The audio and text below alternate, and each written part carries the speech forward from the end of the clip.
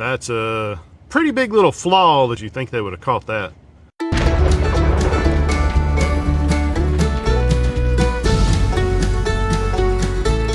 Hey guys, and welcome back to the shop. Today we're going to work on replacing the belt-driven fan, the stock fan and shroud, with the contour fan, electric fan upgrade.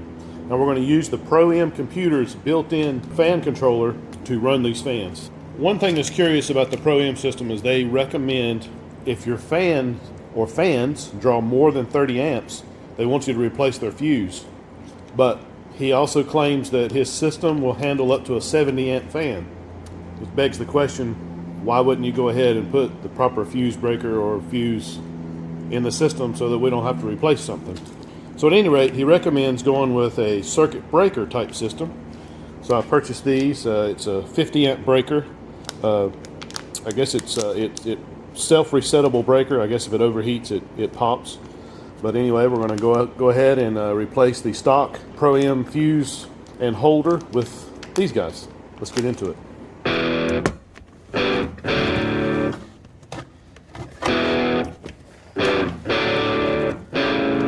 Trying to locate the proper fuse for the fans.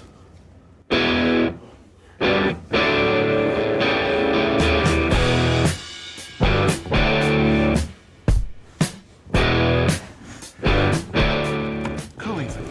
There it is. So this is the one we have to replace. So yep, it only comes with a 30 amp fuse, which is kind of crazy. We'll cut and splice and replace that.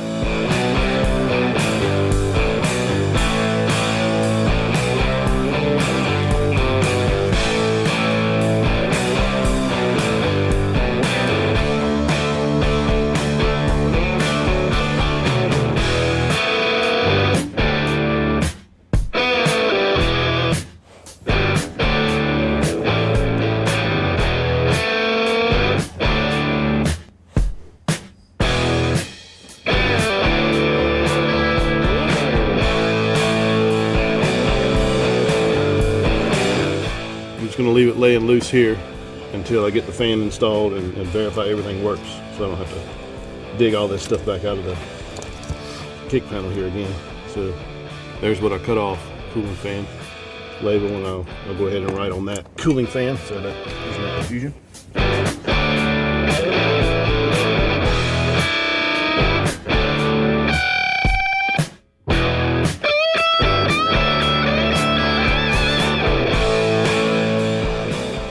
Okay guys, got all the parts in from LMR, the contour fan. Let's see what we got here.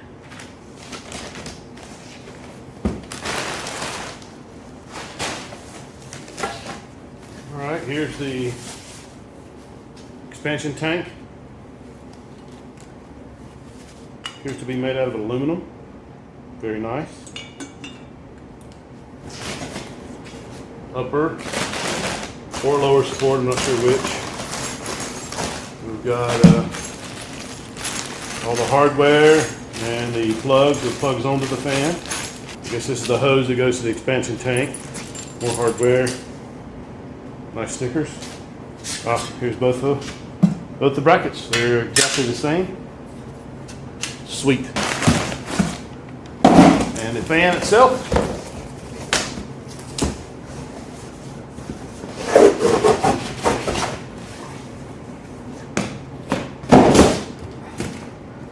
There it is.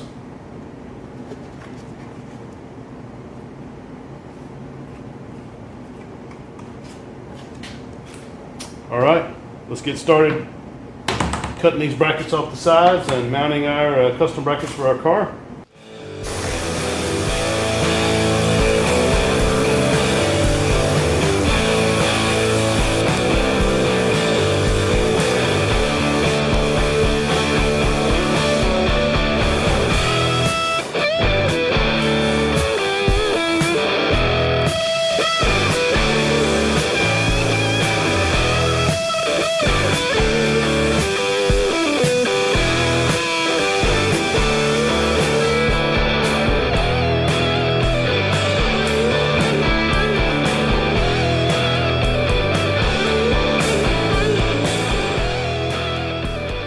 LMR.com's got a really good video on the install. I watched it today.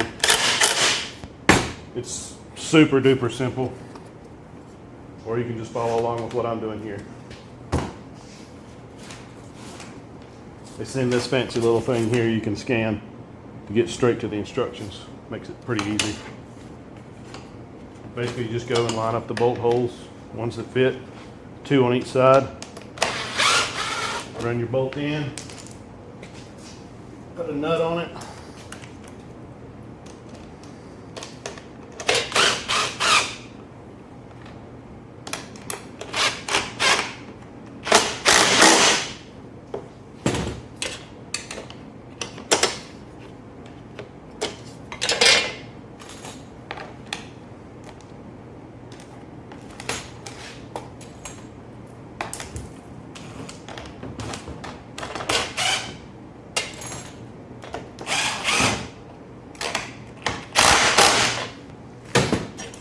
You go over the top of that, and you put another nut, and you're done. Super simple.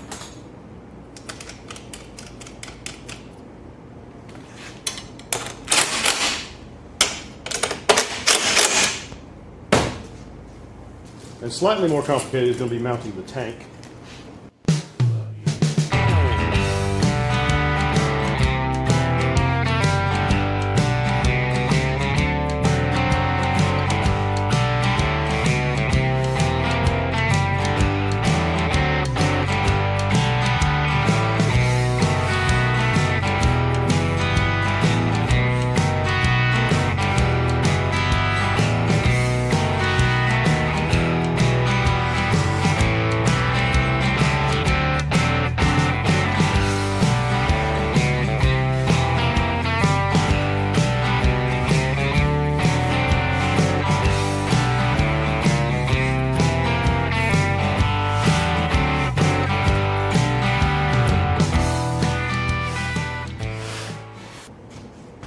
Okay, you're supposed to install the hose onto the shorter fitting.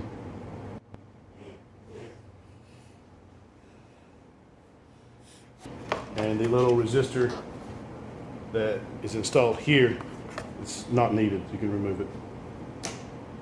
Okay, now we wire. All right, guys, so I found the orientation that they say to mount it in, which is the tank. Go up this way on this side. It's not going to work because it's interfering with the power steering pump line. It comes out of the power steering pump there. So I'm going to reorient it in this direction using the straight bracket down here, this hole, and I'm going to fabricate a bracket to go right here. And this was the old location, was there. All right, let's get on it. I found a bracket that I'd made in the past, so I'm going to modify this to fit.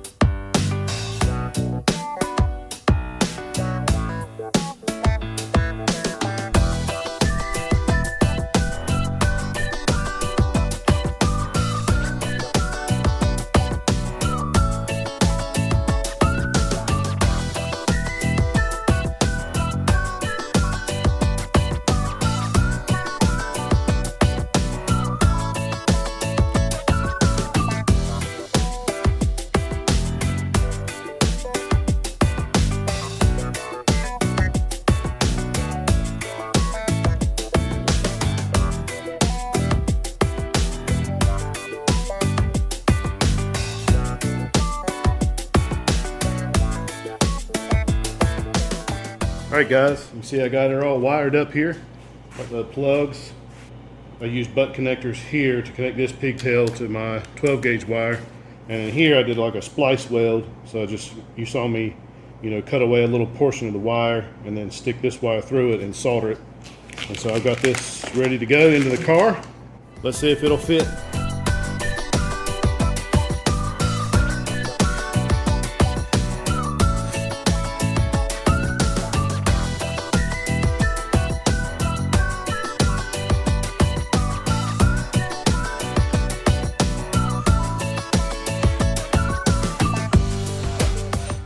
There you go guys, it's all buttoned up.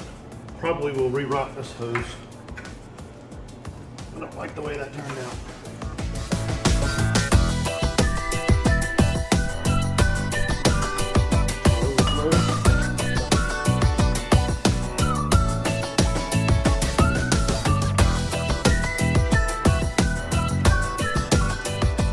Everything's mounted nice and secure. Plenty of space in between the fan and the water pump there. I don't know what's at least 2.5, 3 inches there. So now I just have to, when my plug comes in, I'm going to wire my plug here, and I'll probably just use a ground screw. So there's a ground. I don't know, I may make a new ground down here somewhere, use a ground screw and just ground it to the frame there. But I've got plenty of wire to go wherever I need to go. So this is the one from the computer. So it just goes to the hot side here, the red wire, and then the black wire needs to go to ground. All right, so that's where we are for now. The new plug will be here on Monday, and then we'll get this thing finished up. Okay, I'm going to test the fans here and see if they blow in the correct direction.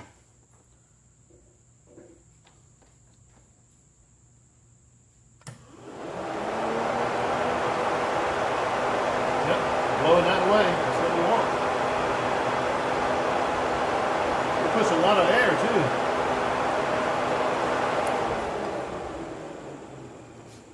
Okay, I still don't have my weather pack connector yet to connect it up to ProM here, but I'm going to just go ahead and wire it in just with a wire nut for right now. Warm the car up to operating temp and let's just see if it works. Okay guys, right now for testing purposes, I've got my black wire grounded to the frame here using a factory grounding screw, and then I've just got a wire nut connecting the output from the ProM system to the input to my contour fans here. And I did test it and the ground is good. Alright guys, now let's go into the ProM software and enable the cooling fans. Go in here in the calibration, cooling fans, fan 1. I'm going to drag configuration and soft start over to my desktop. Okay, I need to enable cooling fan 1. I'm also going to enable the cool down. Now this is if the engine is off but the key is on, fans will stay on until the cool down temp reaches 180. Now that default setting was 170 and I just changed it. Okay, the fans are going to come on at 205 degrees and cut off at 200. For testing purposes, I'm going to have them come on at 155 and cut off at 150. And I also want to enable the soft start feature so that the fans don't kick on and draw all that extra amperage right off the bat. And okay, and I've already saved this calibration as cooling fans enable. I like to save each new change as a new file name. That way it's easier to go back in time if I need to go back and figure out where a problem is or something like that. All right, we've saved this configuration. Let's go over here and write it out to the computer. Okay, we'll see if it comes on at 155.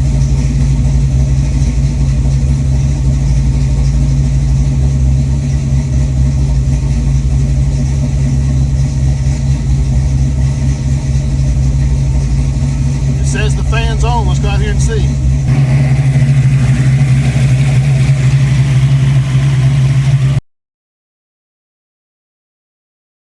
Alright guys, so found a problem here. I could hear the relay clicking and trying to come on, trying to kick the fans on.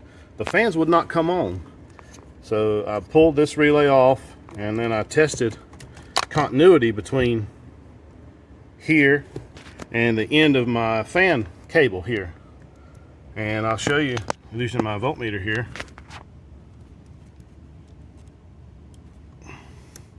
Nothing. There is no continuity. But if I go around behind the plug and jam it up in there and get to the bare wires on the back, perfect continuity. So obviously the crimp here is incorrect. This crimp, let's see if I can show you here on the back side here, right there. It says cooling fan here. Somehow that crimp is screwed up. So I'm gonna try to depin this guy, get him out, and then see what's going on.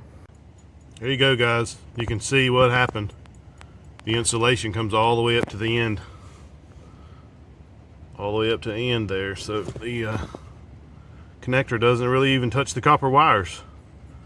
So I'm going to see if I can separate it enough to re-crimp it so that it actually touches the wires like it's supposed to. So that's a pretty big little flaw that you think somebody, you know, with all this experience doing cabling and wires, you think they would have caught that. All right, guys, I was able to get it re-crimped. Looks like we got good wire contact now. So let's go ahead and check our connection all the way back. You'll be able to see in here. So now we got good contact all the way back. All right, let's get this put back together and test it again. All right, guys, there you go. It's flowing. It kicked on at 155. So let me go ahead and reset it to what it's supposed to be. Fan off temp was 200. Fan on temp was 205.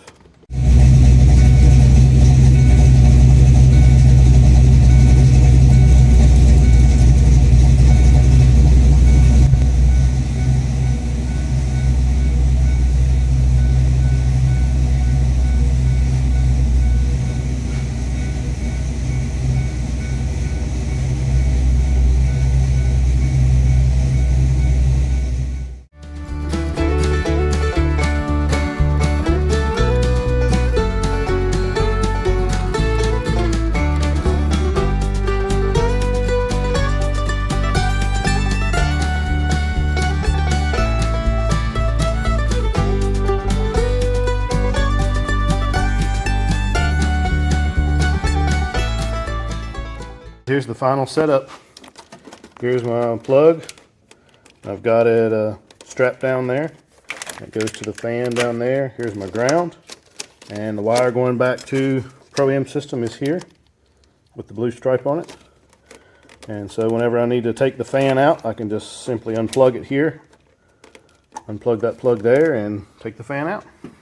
Easy peasy. Hopefully this will give the car a little more horsepower. It certainly is going to help keep it cool because it was wanting to overheat when sitting at idle. One more thing I wanted to show you guys, under idle speed control, RPM adders, VBAT min. So what I was experiencing with the AC on, headlights on high beam, you know, just turning on everything you can turn on, it ended up drawing the battery voltage down a little more than I would like. And so this was originally set to 650 here. I just changed the 12 volt setting to 780. So now I've got a straight line from 14 volts to 11, or that goes to 10 volts there. I noticed it was adding more RPM this way and keeping the voltage up a little better. Because I remember in the old days with the electric fan, your car would end up, you know, you could end up having the battery go dead just by driving around with the AC running on high. That sucks when you cut the car off and then you can't restart it. With this, it's easy to fix. So there you go. That's how you fix that. And then, of course, you just save it and then write it out. All right, guys, I hope you enjoyed this video on the contour fan install. If you have any questions, leave a comment down below. And all the parts used will be linked in the description.